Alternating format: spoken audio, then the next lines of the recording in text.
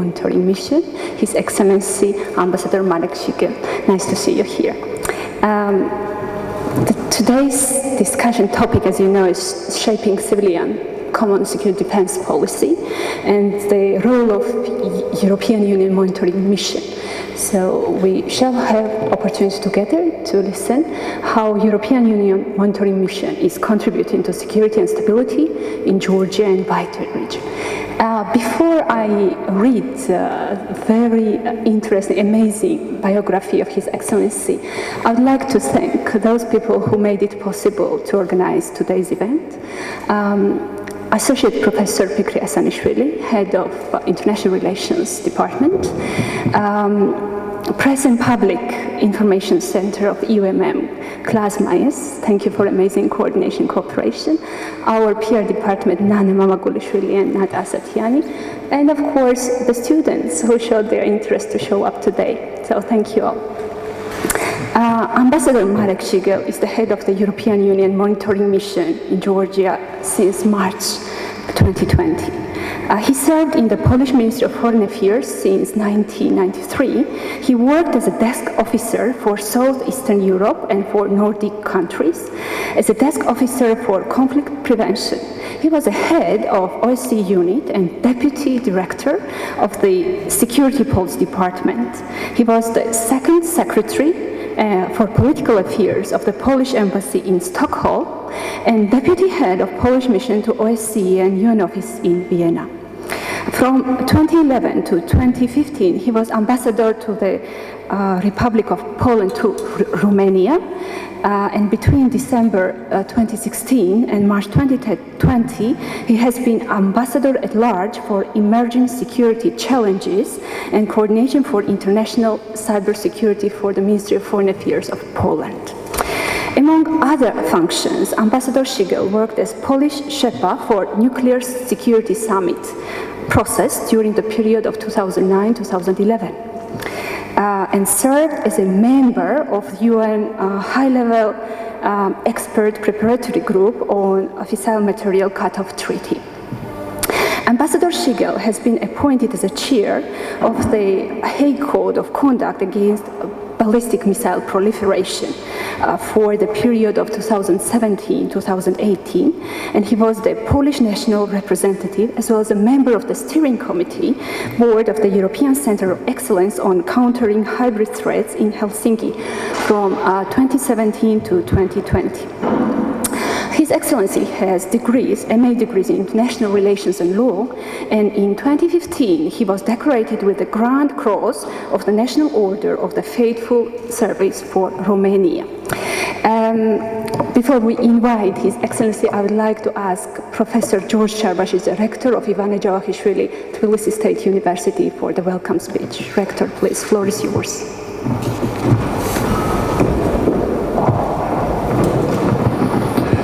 Thank you, Nino.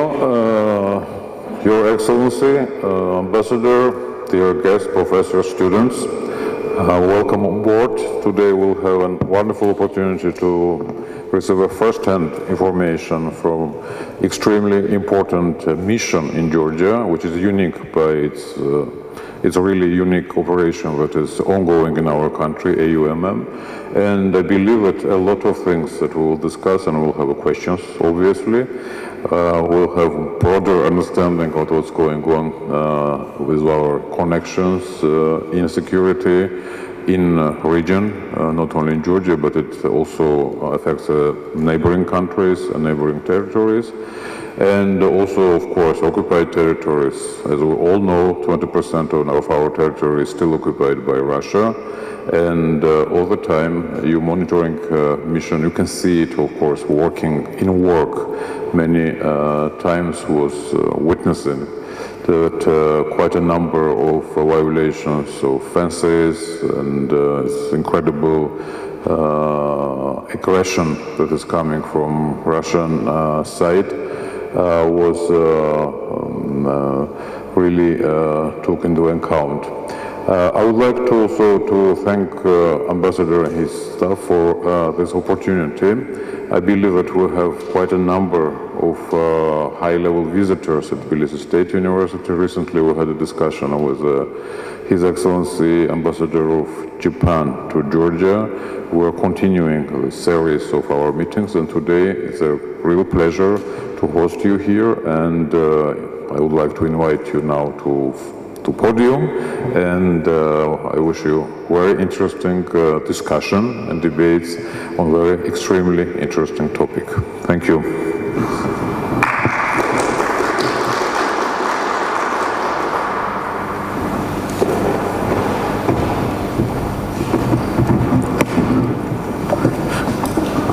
Good afternoon. Distinguished Rector, Professor Szarwaszydze, distinguished members of the faculty, students, it is a great pleasure to be with you today in this prestigious institution, Iwane Jawahiszwili Tbilisi State University. Let me thank you for the invitation and for this opportunity. I know that this is the beginning of the summer holidays, so it's not so easy to collect participants here, but I think this is also from our perspective of our European Union monitoring mission, great opportunity to promote and present our activities here in Georgia and to bring closer also the topic related to the civilian common security and defense policy of the European Union. So my objective today is to explain to you what the EU monitoring mission does here in Georgia. But before diving in, I would like to start by saying a few words about the origins of the EU common security and defense policy and its current shape. And I would like to start with the brief remark related to the ongoing war against Ukraine, because this war proves once again that Europe is even more in danger than we thought just a few months ago. And at stake are the very principles upon which international relations are based on, not least those of UN Charter or Helsinki Final Act. So history is back and is accelerating once again. Unfortunately, this crisis has made even clearer that we live in a world shaped by raw power politics, where everything can be weaponized and where we face a fierce battle of different political models. We face attack on fundamental principles of international system, and we also experience the very intensive use of aggressive disinformation and fake news. All these trends were already happening before the war that Russia started against Ukraine. But now they are even more visible, and we feel the impact of those issues. So let me try to explain why this Russian aggression against Ukraine is making it more urgent to achieve a change in the European Union policy in the field of security and defense. This too, we have known for years that we need to shape this common security and defense policy in a more effective way. But today no one denies that we need robust capabilities, but also political willingness to use them against the full spectrum of threats and malicious actors trying to impose their vision of the international relations. Because what happens beyond the EU borders, especially in the immediate neighborhood of the European Union, has a direct impact on the security of European citizens, citizens of our partner countries like Georgia.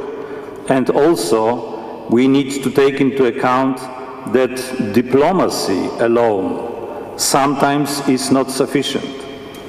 It requires also some practical actions and difficult decisions to succeed. And policy here means a concrete framework of action, proper operational capacity, and sufficient funds. So we tended to forget during the post-Cold War time that the budgets of defense budgets of EU member states, they need to also underpin those commitments that we made in the framework of the common security and defense policy. So when we go back to the history, it all started with the Cologne summit in 1999, where EU member states decided to create what is today known common security and defense policy. And ever since, CSDP missions and operations became a kind of unique instrument, a flagship instrument in the toolbox of EU foreign policy, contributing to global security abroad, but also at home. Their aim is to help resolve or prevent conflict and crisis, enhance the capacities of partners, and ultimately protect the European Union and its citizens.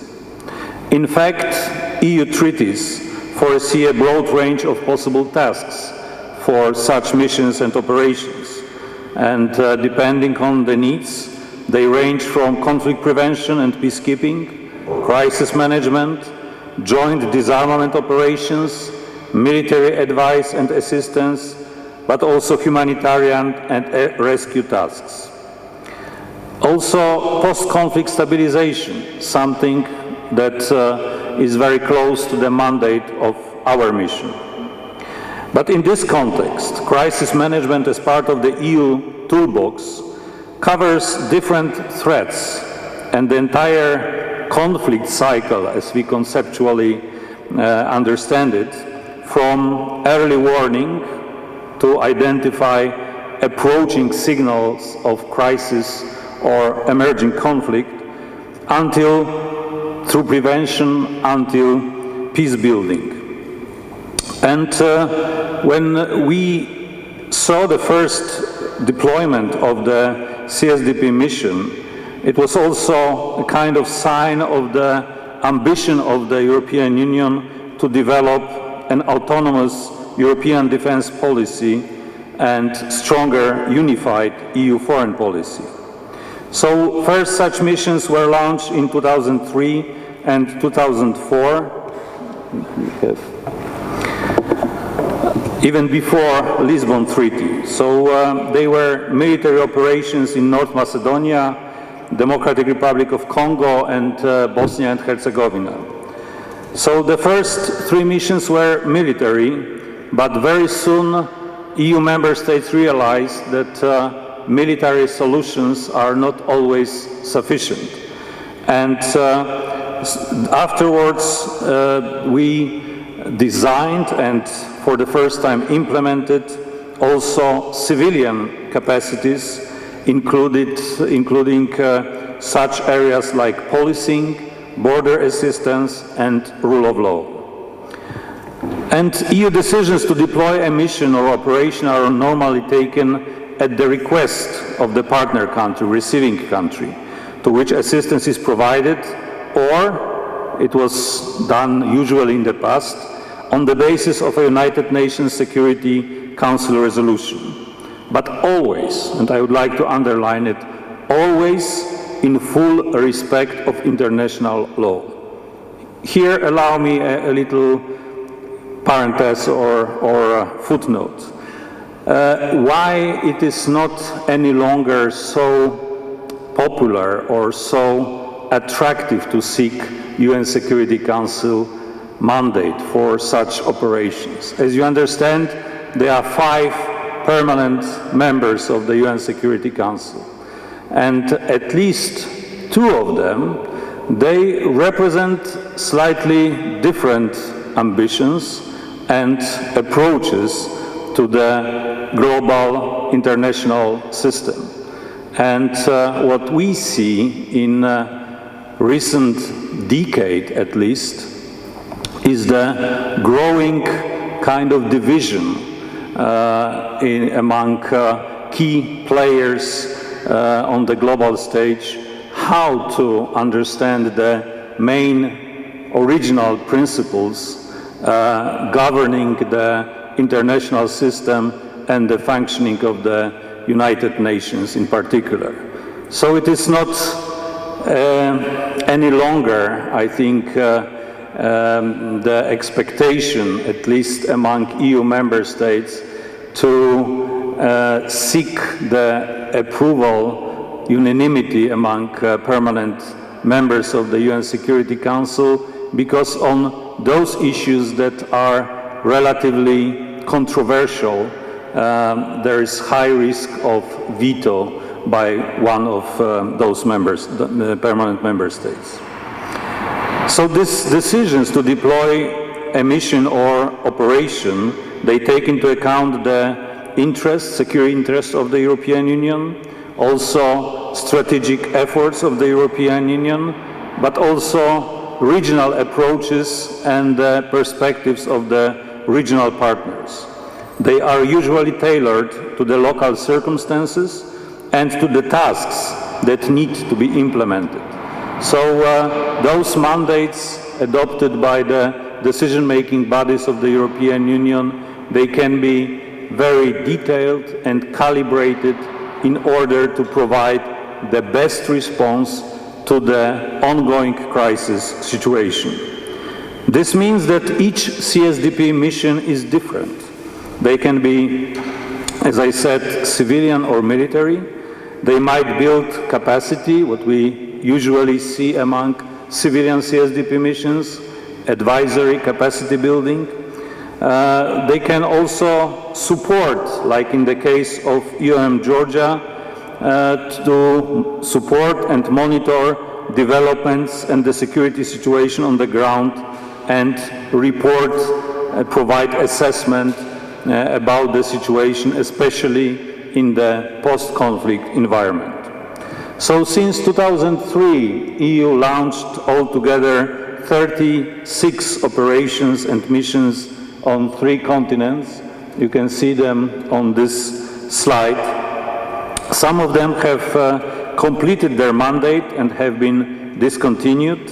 I can mention, let's say, some of them less successful, like police mission in Afghanistan, some others relatively, let's say, quickly achieving success. Here I can mention some of the missions in the Western Balkans.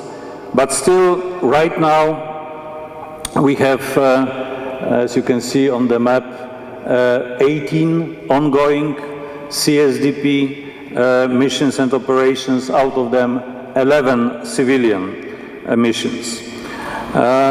So EUMM Georgia is one of them. The last mission, EUTM Mozambique, created just last year.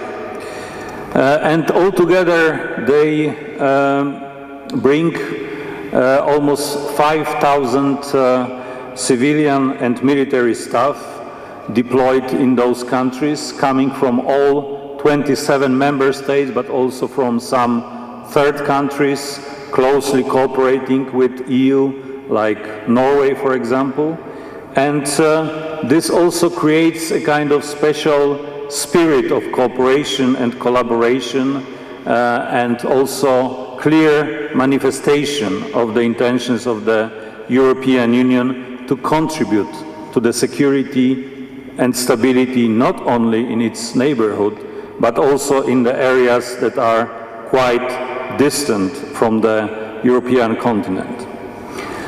Now, let me say a few words about the future plans, because this is not a kind of static situation. And as I said, war in Ukraine became a kind of wake-up call. And what we see in recent months is a huge consolidation of the EU member states and strong commitment to move even farther with the development of those capabilities that are related to the common security and defense policy. So there are many ideas for developing and improving both military and civilian CSDP that are under discussion, and the main document recently adopted that reflects this level of ambition is the strategic compass adopted in March this year in Brussels by the EU member states. But this is not only the papers that we usually produce in Brussels, and this strategic compass is slightly different from the previous strategic documents that EU adopted in first 2003 as the EU security strategy, and then in 2016 as the EU global strategy. This document is different because of the clear roadmap for implementation. So there will be a robust follow-up process to ensure the timely and effective implementation of those measures that are envisaged in the strategic compass, with also very tight deadlines. So in the case of civilian CSDP, by 2023, EU member states will make civilian CSDP more capable, more effective, more flexible and responsive, and also better coordinated with other EU instruments of foreign policy. In light of the changing security environment, EU decided to have the capacity to deploy 200 civilian experts to a crisis area within 30 days. So this is a very ambitious goal, and I hope that during the remaining 12 months until the deadline, this capacity will be in place. But also to strengthen the capacity of the European Union to act, EU will work to reinforce our crisis management missions and operations through what is called EU Rapid Deployment Capacity. So this will be a kind of framework that will allow us to have at our disposal 5,000 troops and personnel of different types.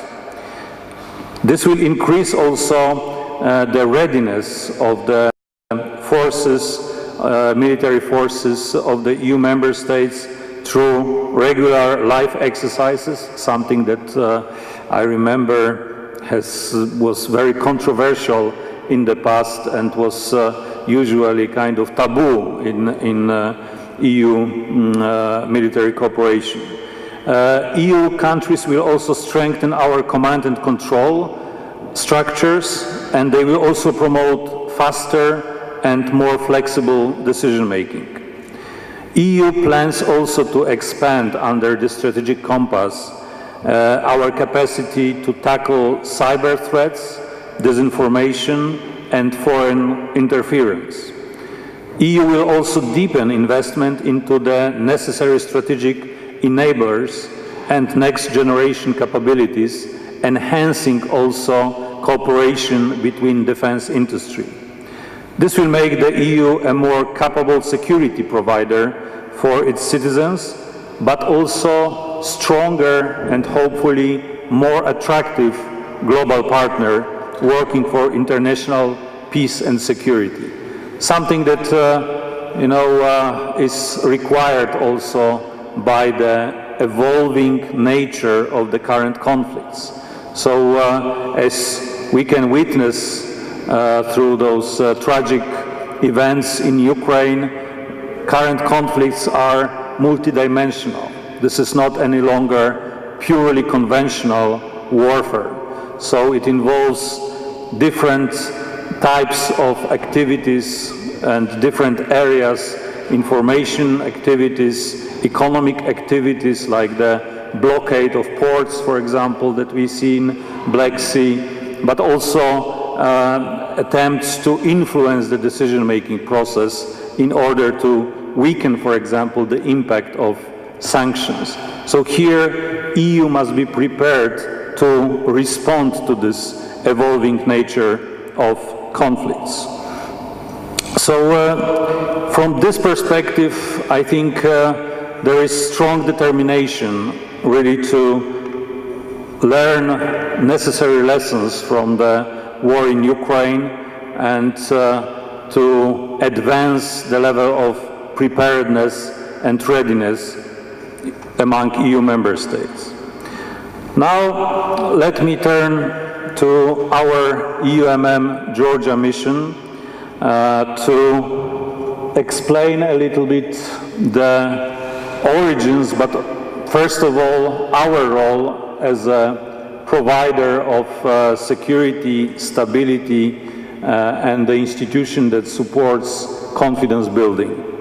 As you can see here, our mandate dates back to 2008 August conflict, Russian-Georgian war, and immediately after the adoption of the EU-brokered ceasefire six-point agreement on the 12th of August, EU member states started the preparations for the deployment of the EU monitoring mission as envisaged actually in the implementing measures adopted on the 8th of September by also Russia and agreed by Russia.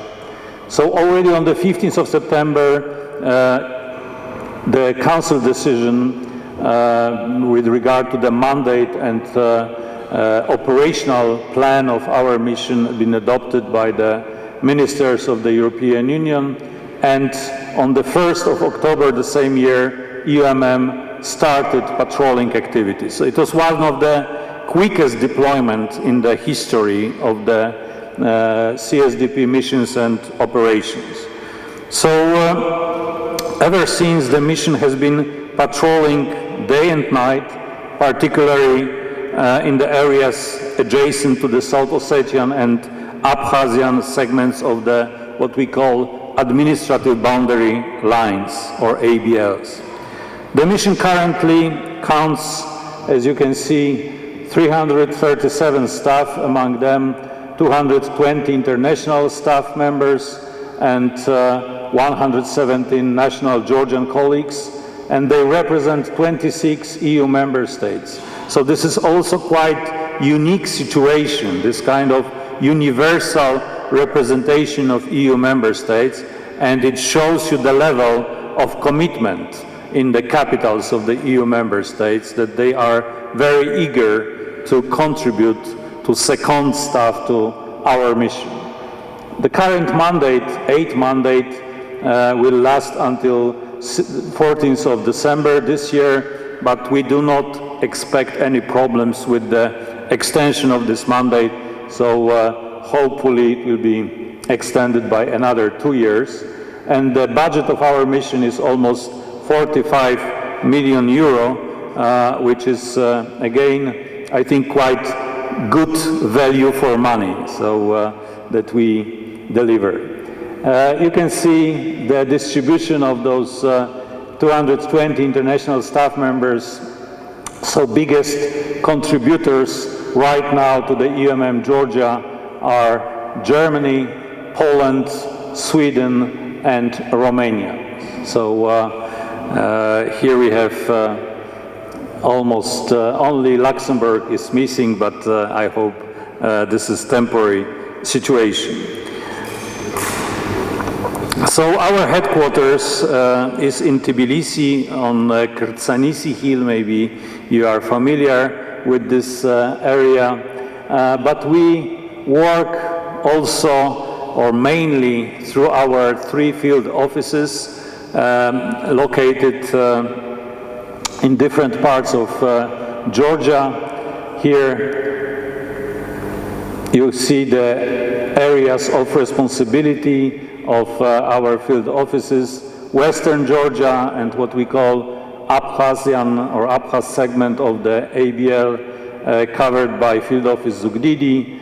Then we have our biggest field office in Gori, covering western and southern part of the South Ossetian ABL, and our field office in Mtsketa, covering basically the remaining part of the South Ossetian ABL and the rest of Georgia. So how we are delivering our mandate, because as I mentioned, our mandate is still the same as originally adopted in 2008, and it consists of 4 lines of operation: support for normalization, stabilization, confidence building, and 4th, informing EU policy and decision making.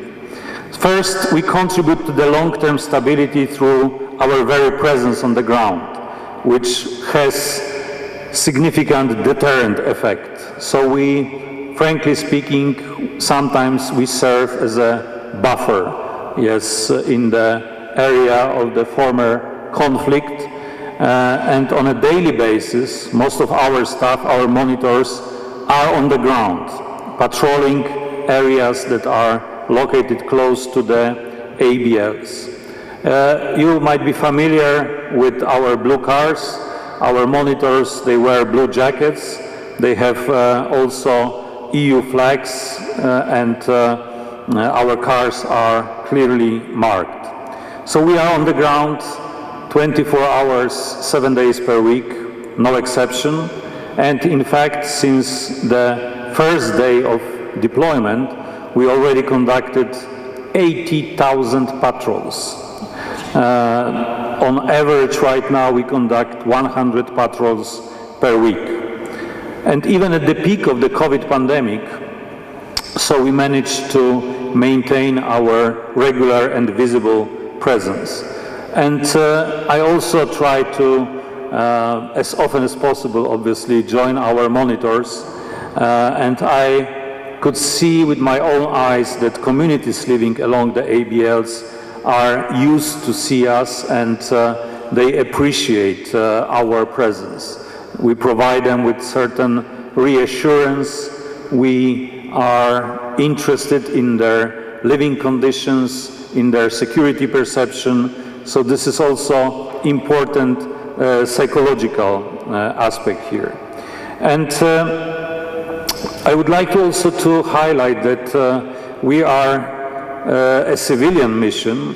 This means that we are not armed, we are not uniformed, but we have colleagues with different backgrounds. So we have among our monitors many police officers, people from military, armed forces, also border guards, customs officers, but we try to have diversity of perspectives in order to ensure the proper coverage of our monitoring activities, and also certain sensitivity towards different aspects of our monitoring activities. But there is sometimes a little bit, how to say, lack of understanding among our role. So we do not have executive power. So we cannot stop, for example, borderization activities. We can observe, monitor such activities, document them, report about them, share those reports with the relevant stakeholders, EU member states, but also participants of the Geneva international discussions. So we are not able, yes, to prevent some development, but only by our presence we provide this objective assessment of the situation, and we are able to also provide decision makers the proper background information. So our role is to keep peace, to support normalization, to support stabilization.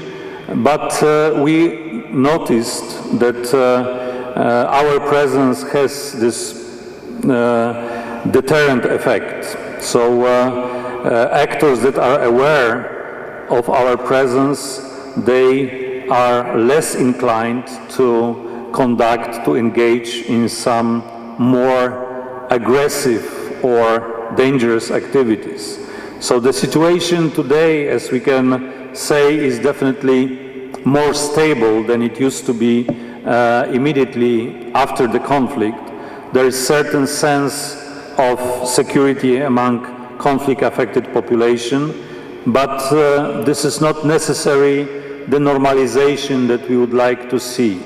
So as you understand, because of the closure of the crossing points in the South Ossetian theater, because of the numerous restrictions on the freedom of movement of the people, especially living in Abkhazia and South Ossetia, physical barriers that are the result of the borderization activities, the sense of separation and isolation of those two regions from the rest of Georgia is growing. And this is not something that was envisaged when the six-point agreement was had been signed in 2008. So more specifically, our monitors, when on the ground, they gather information and observe developments around three thematic areas. First, compliance with the six-point agreement and implementing measures. So we, for example, observe military activities conducted by the Russian Federation Armed Forces on the territories of South Ossetia and Abkhazia in contradiction, in violation of the Russian commitment to withdraw armed forces from those territories. We also follow security developments along the administrative boundary lines, which includes the activities of security actors, security incidents, and what we call borderization, also detentions. And with the term of borderization, we mean all attempts to mark the run of the ABL and to create permanent barriers, physical barriers. It can be ground lines, barbed wire, trenches, fences, watchtowers, but also very sophisticated technical systems of surveillance and detection. And third area are human security patrols, where we monitor developments and when we engage with the local communities and stakeholders, for example, with internally displaced persons who were expelled or were forced to leave the territories of South Ossetia and Abkhazia after the conflicts of the 90s or 2008. So our mandate, one maybe important here element, our mandate is valid within the internationally recognized territory of Georgia. But unfortunately, because of the refusal of Russian Federation and de facto authorities in Sukhumi and Tskhinvali to allow us to monitor the situation on the other side of the ABL, we do not have physical presence there. So we have to rely on some indirect observations, open sources, trusted interlocutors, some technical means to get the proper situational awareness regarding the situation in Abkhazia and South Ossetia. So this is the greatest challenge that I would like to mention with regard to the full implementation of our mandate. Lack of physical access to South Ossetia and Abkhazia. Second element of how we contribute to the long-term stability is our activities and work in the field of confidence building, which helps diffuse tensions and prevent escalations through dialogue and exchange of information. I will start with first example, the hotline. So this is a mechanism, a phone number really, which designated persons among security structures can call when they want to share information with another party across ABL, keeping in mind that they do not talk to each other.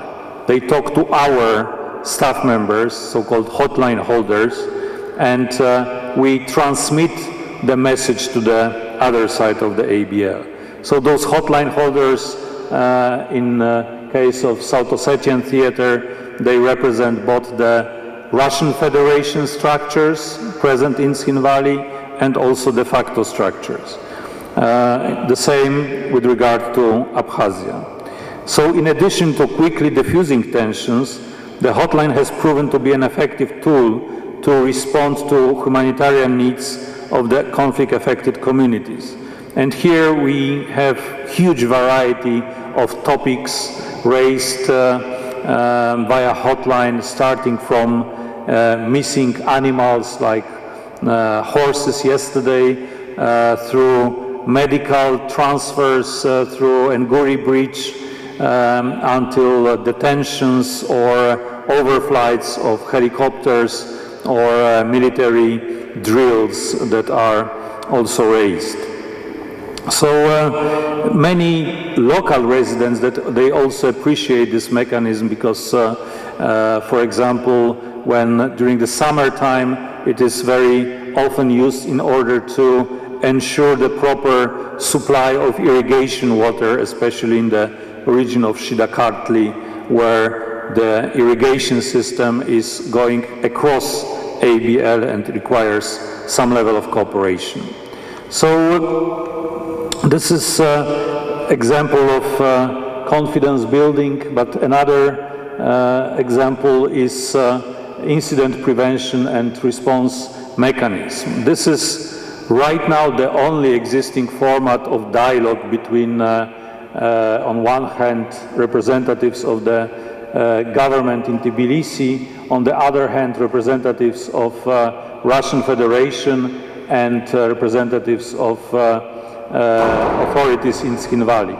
So this is where we sit in the tent. I co-facilitate this format together with the special representative of the Organization for Security and Cooperation in Europe, and we try to resolve the most practical, pressing issues on the agenda. Again, very similar to the hotline activations, but in particular I would like to mention security situation at the ABL, for example, in Chorchana-Tbilisi area, where we have kind of accumulation of armed security actors and very fragile situation on the ground, detention cases. This is frequently discussed topic during IPRM meetings, and we have right now 8 active detention cases in the South Ossetian theater, so 8 Georgian citizens are detained in the Tkhinvali prison. So we try to advocate together with my OEC colleague, explore the possibilities to ensure early release of those detainees and also advocate for the humanitarian approach. We also try to convince the other sides, Russian Federation and Tkhinvali authorities, about the necessity to liberalize the restrictions related to the freedom of movement. So to a certain extent, due to our advocacy during IPRM meetings, we were witnessing 2 temporary openings of Odzisi crossing point this week. This is the main crossing point linking Akhalgori district of South Ossetia, mainly populated by ethnic Georgians, with the rest of Georgia, and it's kind of lifeline for the local population. So 2 times for 5 days during the Easter holidays and Lomisoba week, people were able to cross, and during last opening in June, 1,600 crossings were registered by our monitors. So this was very much welcomed decision. But I will not tell you that those discussions are easy. Very often we have to really, as co-facilitators, make extra effort. This is really kind of practical mediation between the parties to maintain the constructive character of this dialogue, because we try to avoid political issues. Those issues are supposed to be discussed in the format of Geneva international discussions that usually take place 4 times per year. They were postponed recently, but hopefully will be resumed in the second half of the year. And let me also mention small but important confidence building facility, which is a project cell run by our mission with maybe not so impressive budget, but with well-targeted cross-ABL projects implemented by the civil society actors, and we provide this kind of small grants that are helping participants from both sides of the ABL to engage. I mentioned the tensions to also illustrate a little bit what we are talking about. So you see the reduced numbers from one year to another of detention cases that we register in both South Ossetian and Abkhazian theater, but it only confirms what I said before, that the progress of borderization is preventing people from trying to cross ABL, because this is the main reason for detentions. So, and people are also afraid of the consequences. So those current detention cases, they serve as a kind of deterrent. They intimidate local population and prevent effectively such attempts.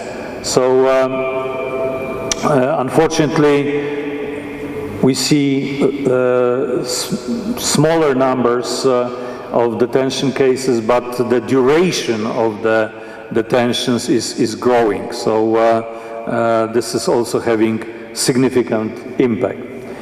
And final area that I would like to mention is how we inform EU policy. So this is mainly being done through our reporting activities. So this is a kind of final product of our monitoring activities. So our monitors, they prepare daily reports, then they are reprocessed in the headquarters in the form of weekly reports.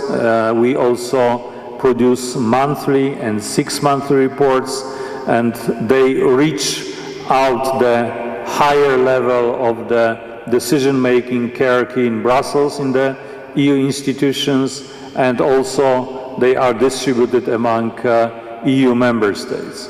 We also present our findings, our assessment, as I said, in the format of the Geneva International Discussions, and we also received the visits of 3 co-chairs of this format representing UN, OEC and EU.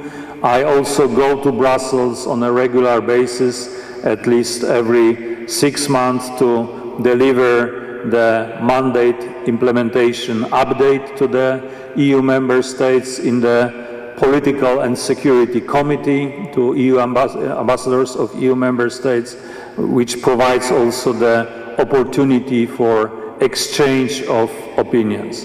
And finally, we also receive many visitors, both from the EU institutions. We hosted, for example, the President of the European Council, Charles Michel, EU parliamentarians, members of the national parliaments, but also ministers of foreign affairs, presidents, prime ministers from visiting EU member states, and also non-EU member states. For example, 1 year ago, I had the pleasure to host President Zelensky at the ABL in our mission. So it was also very kind of important moment. So this provides us with the opportunity to brief them about the situation at the ABL, but also to show them in real terms the borderization features, Russian military bases, or the difficult situation, humanitarian situation of the conflict-affected communities. So those areas of our mandate, they help us, I think, to maintain the relevance, and it is generally assessed that EUMM presence here is a crucial element of the post-conflict environment, not only in Georgia, but also in the wider region of South Caucasus and neighboring countries.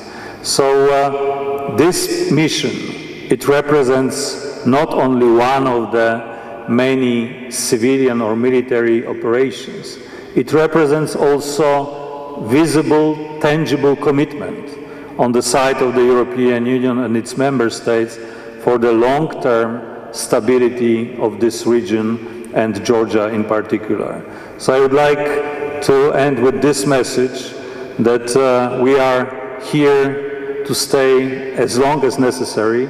We count on the support, on the interest of our local interlocutors here in Georgia, and once again, thank you for this opportunity, and I will be happy to receive any questions you might have. Thank you.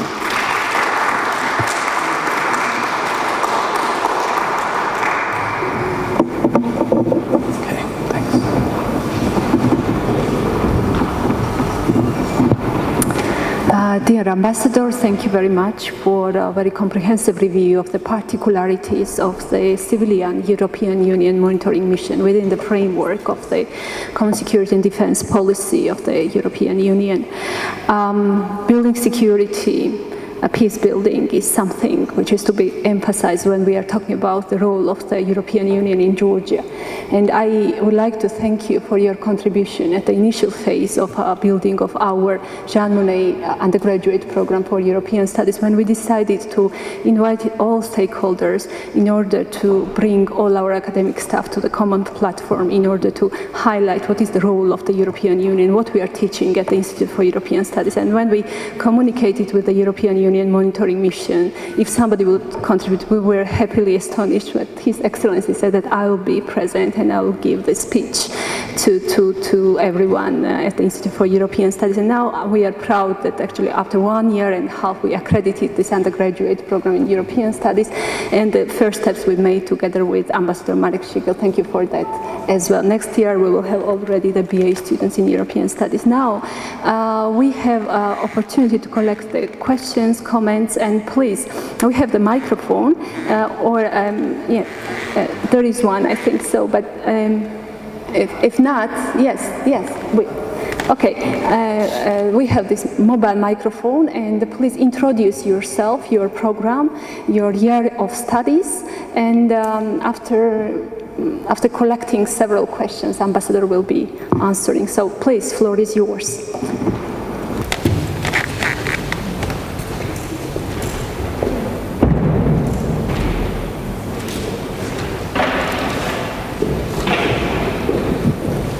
Hello, My name is David Khimshiashvili. I'm second year MA student of Institute for European Studies. My question refers to European Peace Facility Program. This program was launched last year within the frames of common security and defense policy. The European Union has allocated military assistance to Ukraine within this program, 500,000 worth of million euros. Considering all the situations in occupation line in Georgia with constant violations of fundamental rights of population, can we expect substantial and meaningful assistance within this program from the European side that can contribute to peace building and that can boost the resilience of Georgian armed forces? Thank you.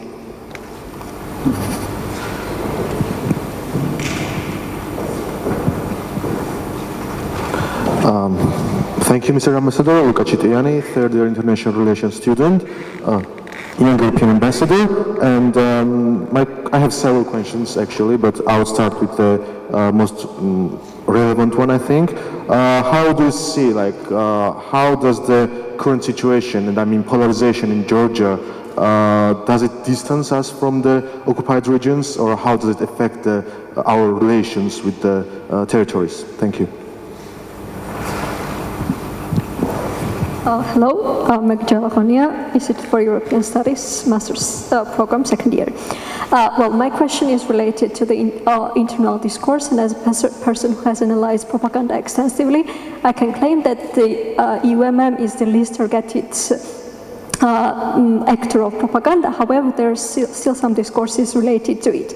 For instance, the discourse says that we have the EUMM, but Georgia is not unified, or that the EUMM cannot prevent borderization. We all in this audience know that's why it happens, and we all know that the EUMM cannot stop borderization or cannot unify Georgia. But mass audience believes it, because they do not have access to alternative source of information, and I would like to hear from you some concrete activities that you somehow tried to counterbalance this misinformation and this kind of activity, so that the people do not develop frustration to the EUMM. Thank you.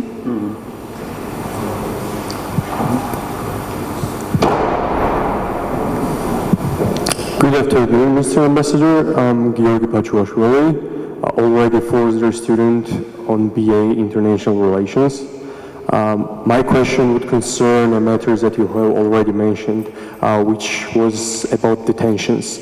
And several months ago, our former serviceman, Mamuka Chikwadze, was detained by the occupational forces. And I would like to ask, what risks do you see in this affair? Because it is said that his life might be threatened because he is the former serviceman who participated in the war. And also, how does EUMM participate in this process exactly? And what is the progress? Thank you.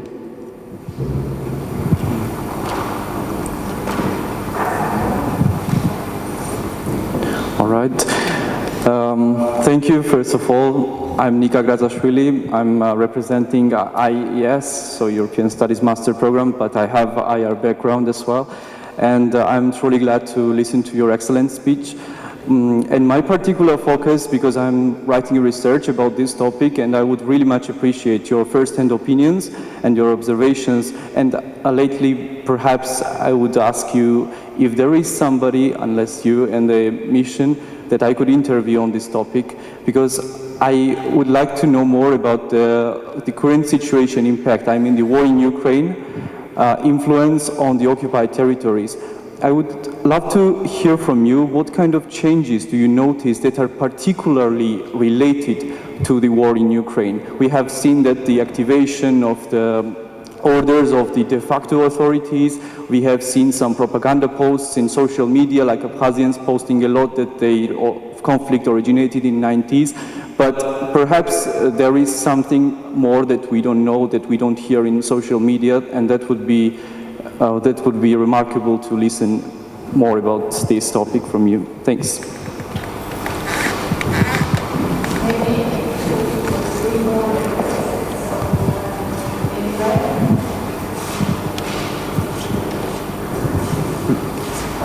Thank you, Mr. Ambassador. I'm Mireya Rurua, third year student of International Relations. My question is following. I'm interested in what role did EU monitoring mission have, EU monitoring mission's reports and advices have to the decision whether or not Georgia would be given candidate status or not? Thank you.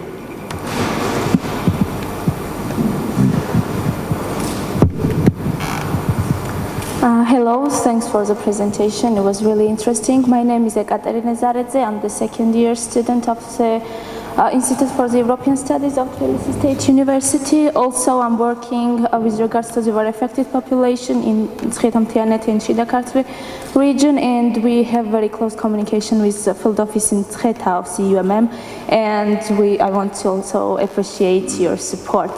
So, you mentioned during your presentation about the possibilities to open the checkpoints in ODC, and also, as you know, as a result of the election, we have a new de facto president in so-called South Ossetia. I'm wondering, is there any differences in the communication? Did anything improve, and what are the perspectives with regards to the freedom of movement in that territories? Thank you.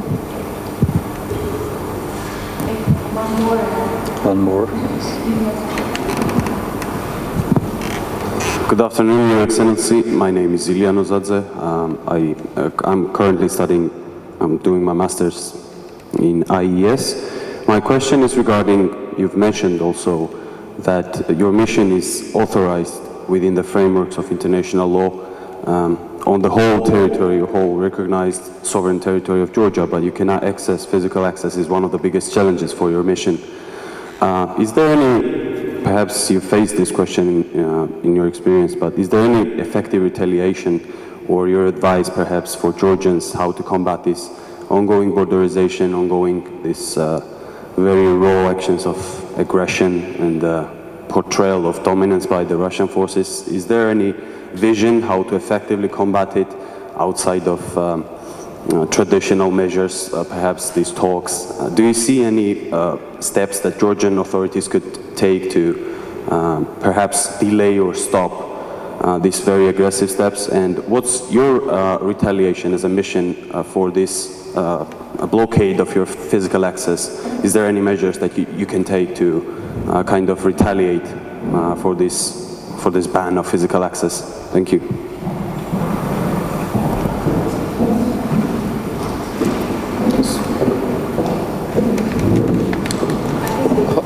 Yes, how much time do you have? No? Okay, I will try to be brief. Thank you for all those questions. They are very interesting, and they show deep knowledge about the situation at the ABL and in the breakaway regions, and also about the activities of our mission. So I'm really impressed. So let me start from the question regarding the impact of the domestic political situation in Georgia on the, let's say, engagement with the de facto authorities and in general conflict transformation process. Well, I think that this conflict is quite resilient, let's say, to the domestic political factors, I'd say. So it is not so much affected by the short-term trends or particular events. We see rather long-term strategy, yes, to separate Abkhazia and South Ossetia from the rest of Georgia in different areas, yes, to destroy the contacts that used to exist between different ethnic communities, to increase the separation in terms of cultural exchange, to limit the access to education in Georgian language for the ethnic Georgians living across ABL, but also to cut off some economic ties or, let's say, some elements of infrastructure that used to exist on both sides, linking both sides of the ABL. So this is not a kind of process that can be easily affected. But what we can say is that definitely the events in Tbilisi, political dynamics is closely followed both by de facto authorities in Tskhinvali and Sukhumi, but also by Russian actors, those in Moscow and those present on the territories of the breakaway regions. So please do not have any illusion that it is going unnoticed. And there is always a kind of temptation on the other side to explore potential vulnerabilities. Yes, so and to try to destabilize the domestic political situation. So it has to be taken into account from the mainly perspective of potential hybrid threats, disinformation, malicious influencing operations. This is not something that is only in theory. We really see practical examples of such attempts, publications, for example, spreading fake news, trying to inspire some distrust or some internal tensions. They are quite frequently present in the media outlets controlled either by de facto authorities or Russian actors. We also see some statements coming from Moscow commenting certain events. So this is definitely closely followed. The development here in Georgia is closely followed by the actors that would like to see less stable, less prosperous Georgia. Having said that, there's also another angle, that always a kind of unified, common approach of different political forces in the country vis-à-vis some important strategic issues like the conflicts related to South Ossetia and Abkhazia is strengthening the negotiating position. So when representatives of Georgia are coming to Geneva international discussions or other fora, if they present, let's say, if they enjoy broad public support domestically, their chances to achieve more positive results are bigger. So also certain risk appetite. This is what I'm telling from the, let's say, perspective of the negotiator or mediator. If you enjoy broad, unified position domestically, you are eager to propose more ambitious proposals, solutions to the existing problems. If this broad political support is missing, there will be probably kind of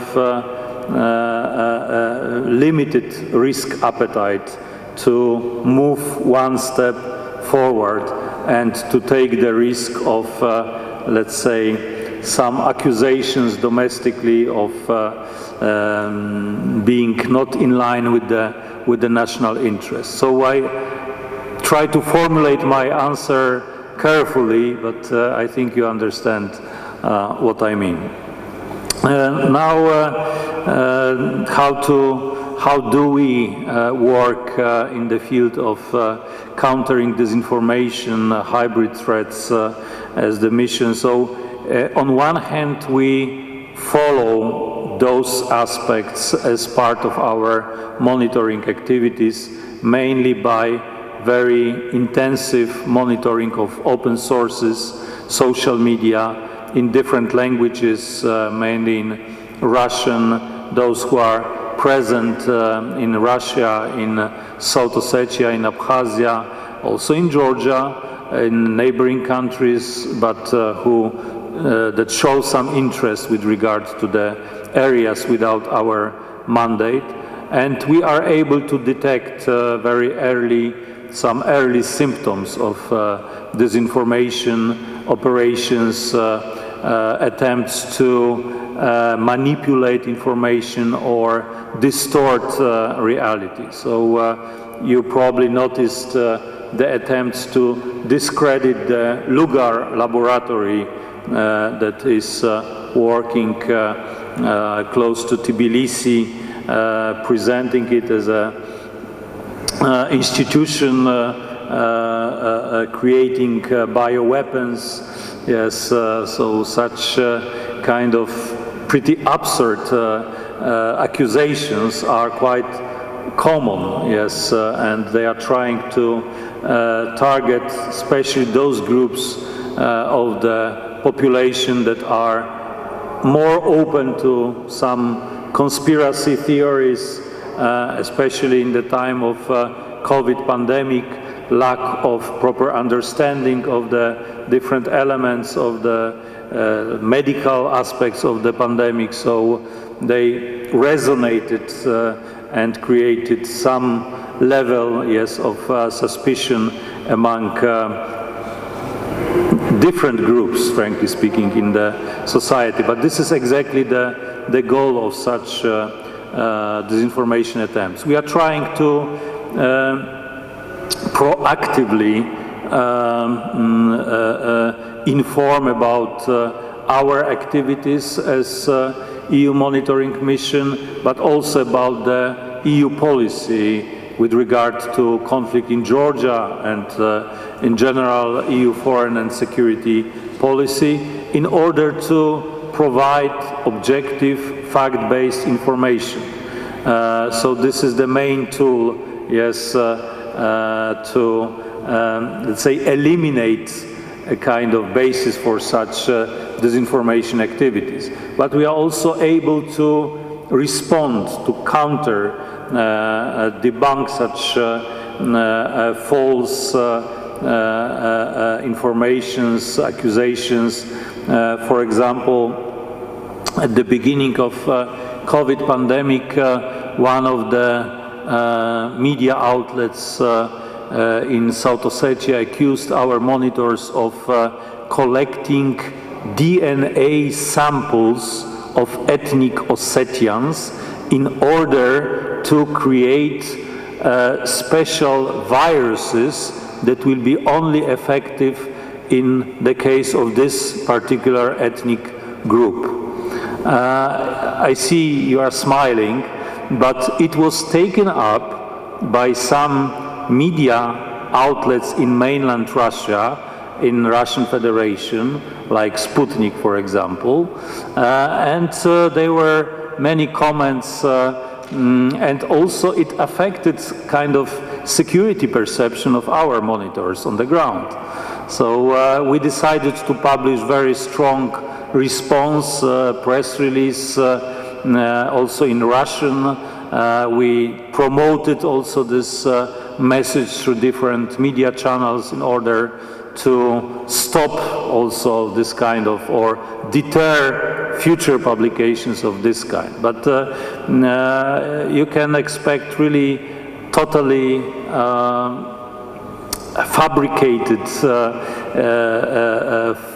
fake news that can appear, you know, especially in social media, targeting different institutions, our mission, and so on. So I think the main here response should be proactive, information, transparency, openness. We have nothing to hide.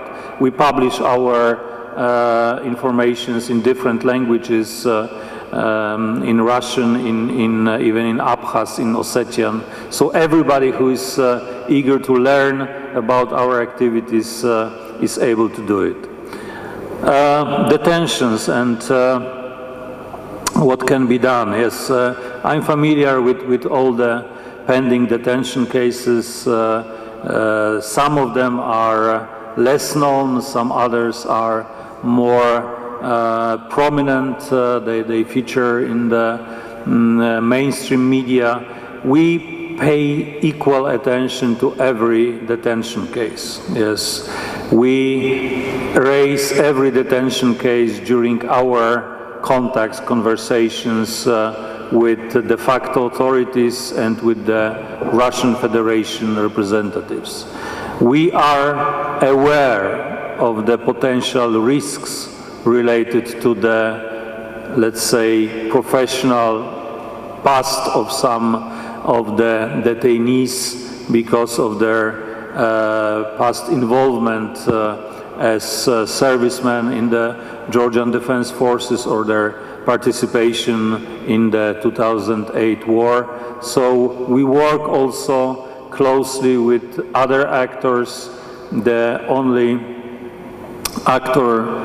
institution, international actor present in South Ossetia is Red Cross, and I know that they also are closely involved in the situation of the detainees. They try to visit them in prison or hand over some parcels or letters.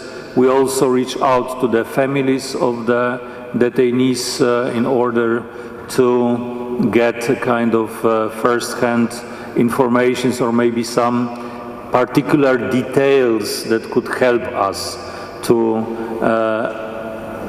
advocate for the early release. But again, this is a kind of issue that is frequently instrumentalized by the other side of the ABS, actors on the other side of the ABS. And I think this is not coincidence that this year we see a kind of high number of longer, prolonged detention cases. So this is also a kind of signal of intentions of the other side. They want to create certain image, certain perception, also now during the ongoing war in Ukraine. So we really work hard. We have well documented every case. We try to use every possible avenue, yes, to reach out to the relevant stakeholders in order to ensure the positive outcome of the detention cases. But it is not an easy process, believe me, and I was somehow personally involved also in the well-known case last year of Mr. Zaza Gacheladze, and it requires also very delicate, sensitive approach, and sometimes even less publicity, kind of discreet diplomacy. With regards to the impact of Russian aggression on Ukraine and what we can say from our perspective, how we assess the situation in our area of responsibility. On one hand, I think we see that the start of Russian aggression against Ukraine created totally new political and geostrategic reality in Europe, particularly in this part of Europe, like South Caucasus, Eastern Europe. So it's difficult to predict the outcome, but we already can see some implications of this war. So definitely from the perspective of Moscow, this is an attempt to dramatically, totally reshape what they consider post-Soviet space and to recreate the zone of influence, total control over former territory of the Soviet Union, using different tools, different arguments, pretexts, in order to also gain control over certain processes like Euro-Atlantic ambitions of countries like Georgia, Ukraine, or Republic of Moldova, to prevent those countries from joining Euro-Atlantic institutions, and also probably to use the momentum created by this aggression to maximize the impact in other areas. And what we can observe is that there were reactions in Tskhinvali and Sukhumi, rather expected reactions, so official expressions of support by the de facto authorities. You probably noticed that during the so-called presidential campaign in South Ossetia, previous de facto leader Bibilov proposed the referendum on, again in quotation marks, unification with Russia. Subsequently, this was suspended and a little bit dismissed by his successor, Gagloyev, who was successful in his bid for this position of the de facto president. But I don't think that there is any difference between, big difference between those two contenders. We can see probably the continuation of the same policy in Tskhinvali. So continuous, I hesitate to call it integration, yes, absorption by Russia in different areas, and also almost extensive control by Russia of the territory of South Ossetia, de facto control. So maybe it is tactical move to wait for the better moment, waiting for the outcome or some, let's say, direction of the war in Ukraine. Maybe it's a kind of attempt to maximize the impact, to have this tool of referendum at the disposal when necessary, to use it in order to pressure Georgia government in Tbilisi. So it's difficult to speculate, but I do not expect big changes in the general direction.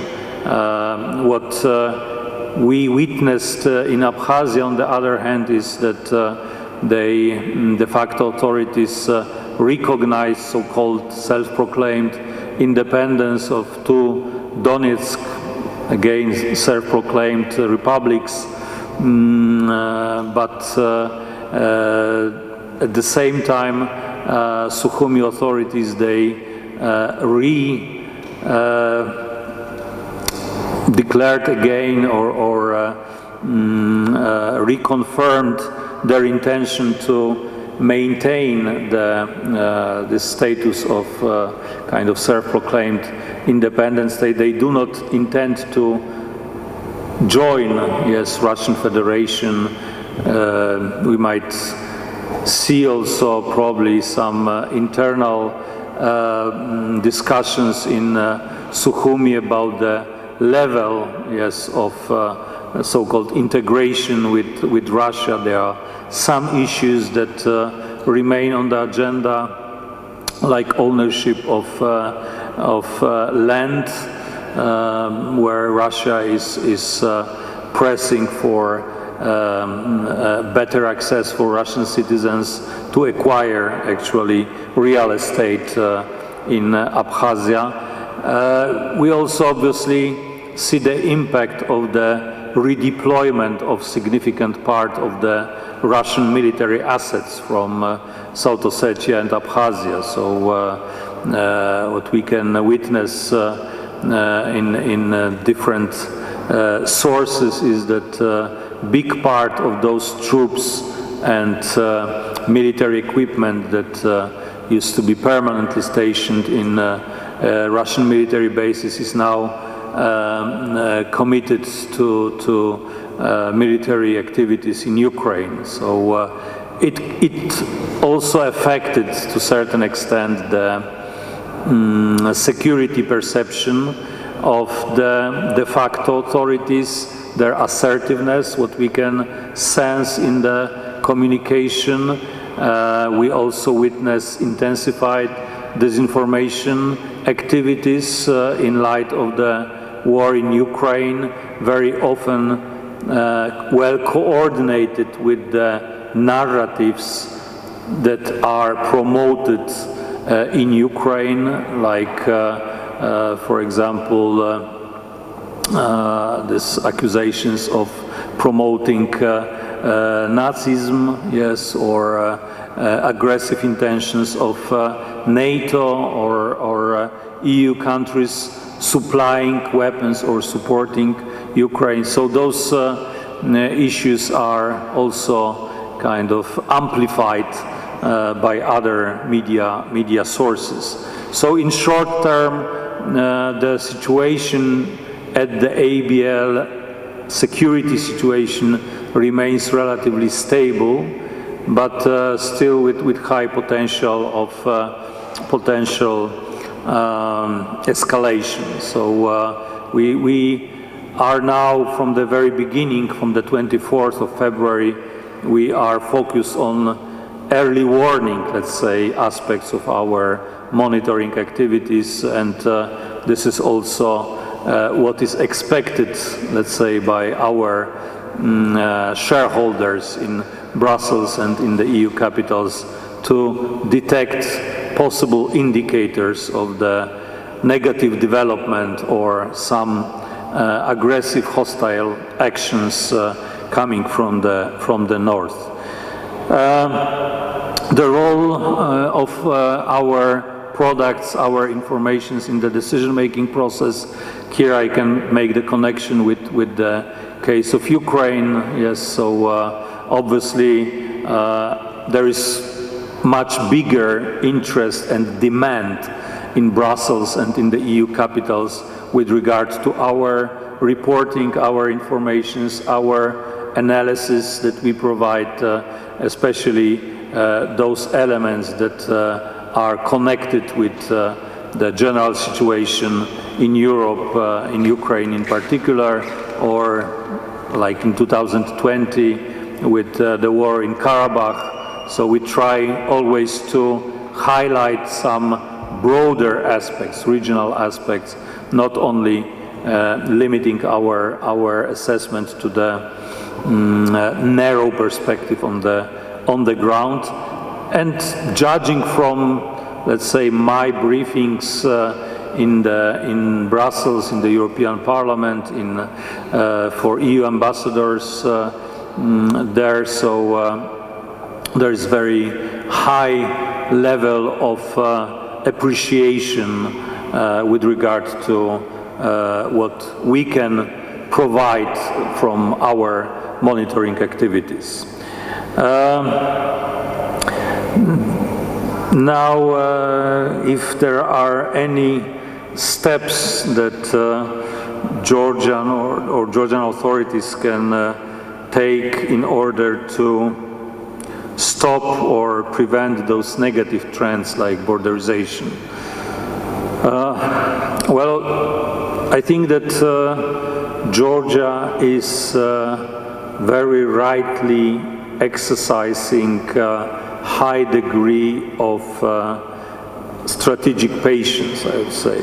So on one hand, Georgia is in full compliance with six-point agreement and subsequent implementing arrangement with EUMM. So we continue to declare in international fora that Georgia is in full compliance with its international commitments. So this is very positive element of the image of Georgia in all those conversations, discussions related to the conflict. On the other hand, I think it is important to also maintain those let's say, perspectives of engagement that are still possible.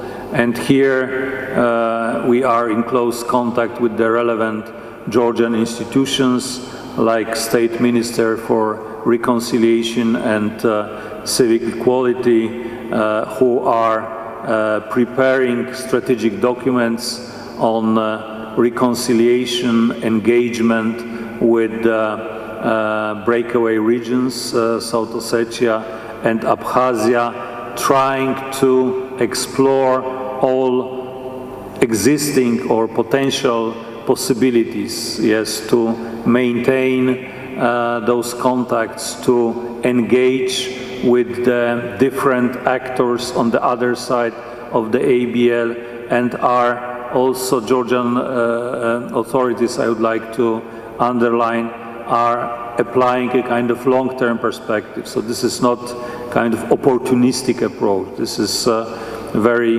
mature approach that we witness that hopefully will bring also tangible results. So I can mention, for example, the program for students from South Ossetia and Abkhazia who are supported by the Georgian government. They can apply for the universities on what we call Tbilisi administered territory, free of charge, yes, and they have simplified entry procedures. I think this is important to provide those young people with the right opportunities to continue their education in Georgian language, yes, because the alternative is that they will be forced to go to Russia.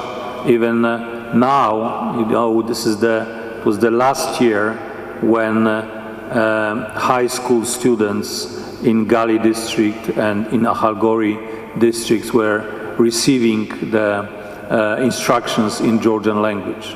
So the next cohorts will be only educated in Russian. So it will dramatically reduce the possibility for them to continue their education at the university level in Georgian. So I think it requires some level of patience, but also innovative approach to explore all the emerging opportunities, to work closely with the civil society, because this is a crucial element of this reconciliation and engagement process. And here I think international institutions, strategic partners like EU are ready to support this approach. It is important also to apply whole of government approach to involve all relevant institutions, all relevant stakeholders, to keep this process alive, yes, and not to allow this separation to be completed. Yes. So again, there are no easy solutions here, but I'm sure that this kind of strategic perspective and more attentive engagement is the right approach in this situation. Thank you.